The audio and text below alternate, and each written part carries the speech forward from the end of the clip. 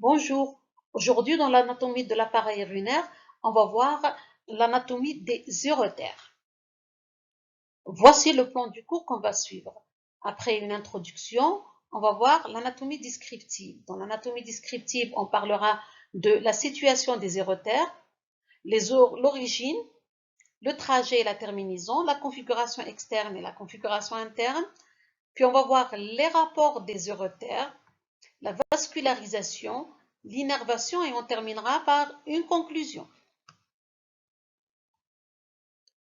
Introduction.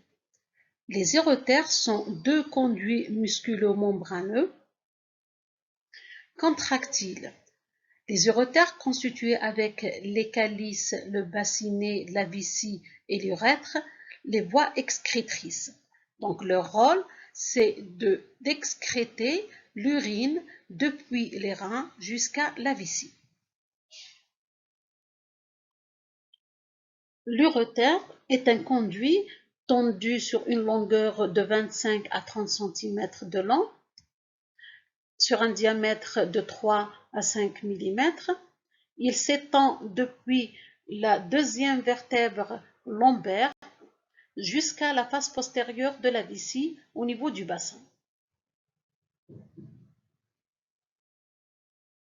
L'anatomie descriptive. Les uretères sont deux organes rétropéritonéaux situés en arrière du péritoine pariétal postérieur.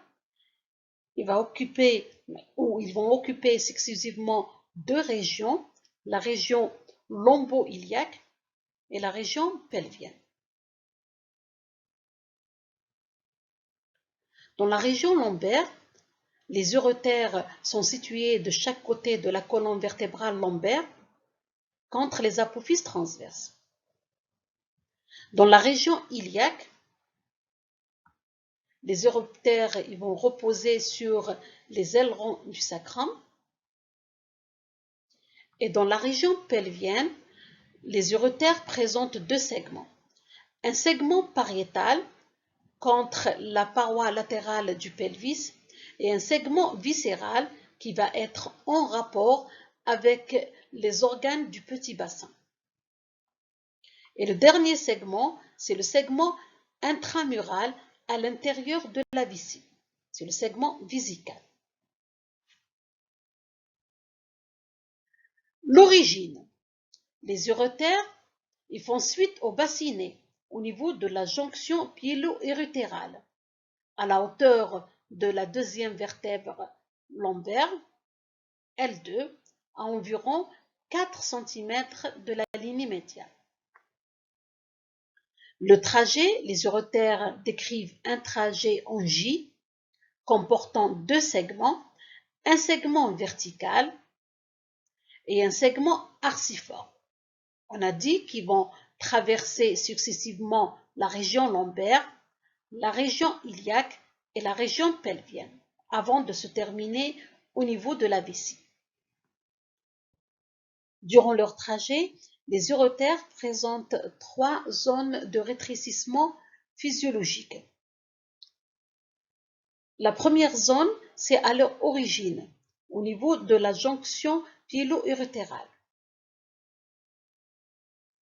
La deuxième, c'est en regard du croisement avec les vaisseaux iliaques communs, dans la portion iliaque. Et la troisième zone de rétrécissement, c'est à leur terminaison, au moment où ils pénètrent la paroi vésicale.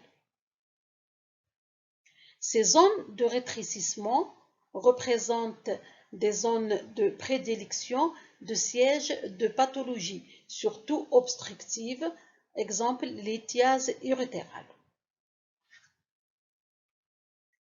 La terminaison, les uretères traversent la paroi de la vessie et s'ouvrent à ce niveau-là par un osseum propre, c'est le méa urétéral. La configuration externe, les uretères sont des conduits blanchâtres, fermes, présentent un péristaltisme. Ce péristaltisme, il est assuré par des muscles qui se contractent et propulsent l'urine. La configuration interne, Les uretères, ils sont formés par 3 tuniques. Une tunique externe, c'est l'adventice. C'est une tunique conjonctive lâche qui se continue avec la capsule fibreuse du rein et le fascia vésical. Une tunique moyenne, musculaire, elle-même, elle est formée par 3 couches. Une couche externe, longitudinale, une couche moyenne circulaire et une couche interne, également longitudinale. Une muqueuse, la muqueuse, elle est très plissée, elle forme la muqueuse urothéliale. Maintenant, on va parler des rapports. On a dit que les uretères sont des organes rétropéritonéaux qui traversent deux régions, la région lombo-iliaque et la région pelvienne. Il est formé par 4 segments. Un segment lombaire. Premièrement, on va voir les rapports de ce segment lombaire. On commencera par les rapports postérieurs. En arrière, les uretères vont entrer en rapport avec le muscle psoas. Voici le muscle psoas. Les nerfs génitofémoraux, ou le nerf génitofémoral gauche et le nerf génitofémoral droit, et les apophyses transverses des 4 dernières vertèbres lombaires, L2, L3, L4 et L5.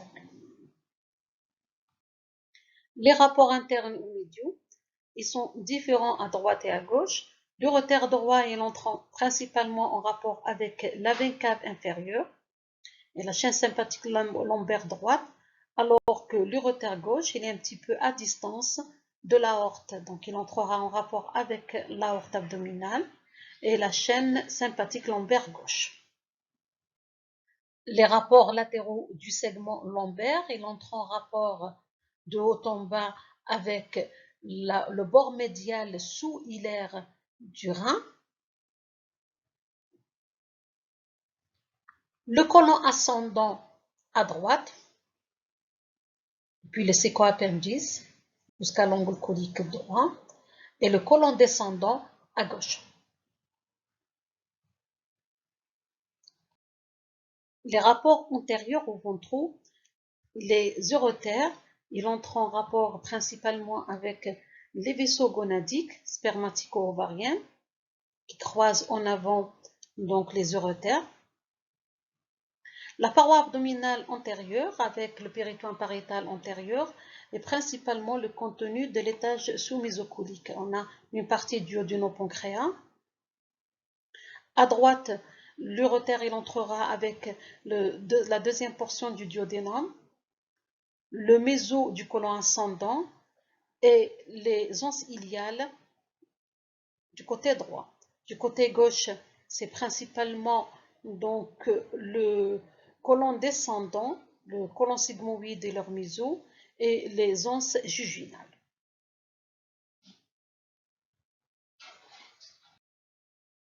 Dans le segment iliaque, les rapports des uretères ils vont croiser principalement les vaisseaux iliaques. Il entre en rapport en arrière, à droite, l'uretère droit, il va croiser l'artère iliaque externe droite. À gauche, l'uretère gauche, il croise l'artère iliaque commune gauche. Latéralement, on a le muscle psoas-iliaque. Également, les vaisseaux gonadiques, spermatico-ovariens, et le nerf génitofémoral. Médialement, les uretères, ils entrent en rapport avec le promontoire, L5. Les rapports du segment pelvien. L'uretère pelvien décrit une courbe antéromédiale. On le divise en 2 segments. Un segment descendant, c'est la portion pariétale contre la paroi latérale du bassin, du pelvis, et un segment horizontal ou transversal, viscéral, en contact avec les viscères pelviens. Les rapports de l'uretère pelvien, sont différents chez l'homme de celui de chez la femme. Dans la portion pariétale chez l'homme, après avoir croisé les vaisseaux iliaques, à droite, on a dit que l'urotère croise l'artère iliaque externe droite et à gauche l'artère iliaque commune gauche. Il descend en avant de l'artère iliaque interne hypogastrique. Donc il entrera en rapport avec la paroi pelvienne, les branches de l'artère iliaque interne ou l'artère hypogastrique et le nerf obturateur. Et en dedans, il entrera en rapport avec le cul-de-sac pararectal qui va le séparer de la face latérale du rectum. Voici l'urotère droit et voici l'urotère gauche. Et le cul-de-sac pararectal qui sépare les urotères de la face latérale du rectum. Les rapports pelviens de l'urotère chez l'homme, dans la portion viscérale, ils entrent principalement donc en bas et à distance avec le diaphragme pelvien ou le péritoine pariétal pelvien et le canal différent.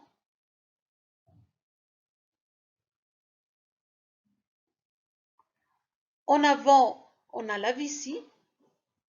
Voici les deux urotères. Voici les conduits différents, les deux. Et en arrière, on a les vésicules séminales.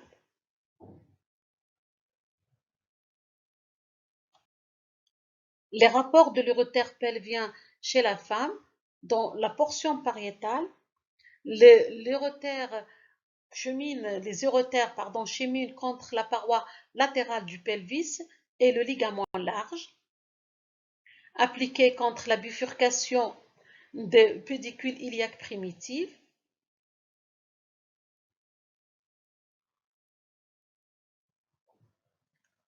En dedans, on a le péritoine pariétal, les cul-de-sac pararectal qui vont séparer les urotères de la face latérale du rectum. Voici les urotères.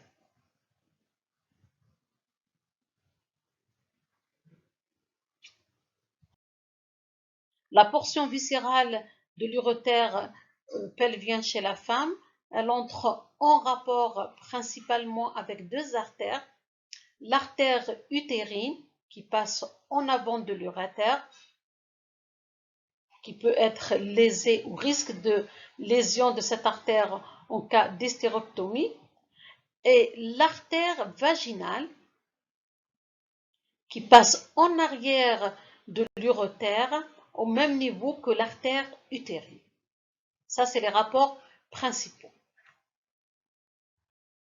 Les rapports du segment vésical, chaque urètre traverse la paroi vésicale obliquement à 1 cm et se termine par un méa ou un orifice.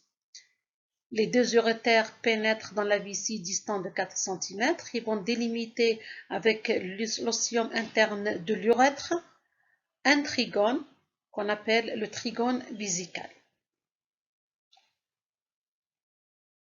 La vascularisation. Premièrement, on va voir la vascularisation artérielle. Les artères de l'urotère forment 3 groupes. C'est les artères urotériques supérieures, moyennes et inférieures. Le bassinet et la partie supérieure des urotères sont vascularisés par les artères urotériques supérieures qui proviennent des artères rénales. La portion moyenne des urotères est alimentée par les artères gonadiques, spermatiques chez l'homme ou ovariennes chez la femme. La portion inférieure des urotères reçoit des branches qui viennent des artères iliaques primitives ou des artères hypogastriques et même les artères vésicales. Les veines sont calquées sur les artères et forment des plexus. Le drainage lymphatique, la partie supérieure des lymphatiques se draine vers les ganglions lymphatiques lombaires. La partie moyenne des urétères vers les ganglions lymphatiques iliaques primitifs et hypogastriques, alors que les lymphatiques urétéro-inférieurs, ils se drainent soit vers les ganglions lymphatiques vésicaux ou hypogastriques. L'innervation des urétères est une innervation neurovégétative. Les filets nerveux accompagnent les artères. Ils viennent des plexus rénal, gonadique et hypogastrique. En conclusion, on peut dire que les urétères constituent un segment d'excrétion d'urine et s'étendent du rein jusqu'à la face postérieure de la vessie sur une longueur de 25 à 30 cm de long, présentent 3 zones de rétrécissement physiologique importants. Donc, ces zones de rétrécissement sont les sièges de prédilection des lithiases urétérales, donc pas de la pathologie obstructive. Ils occupent 2 régions, la région lombo-iliaque et la région pelvienne, comportant 4 segments. Il entretient des rapports qui diffèrent pour chaque segment. Les rapports au niveau pelvien sont différents chez l'homme et chez la femme. La vascularisation est divisée en 3 étages, supérieur, moyen et inférieur.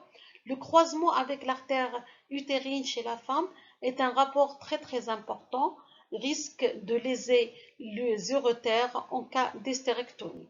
Merci.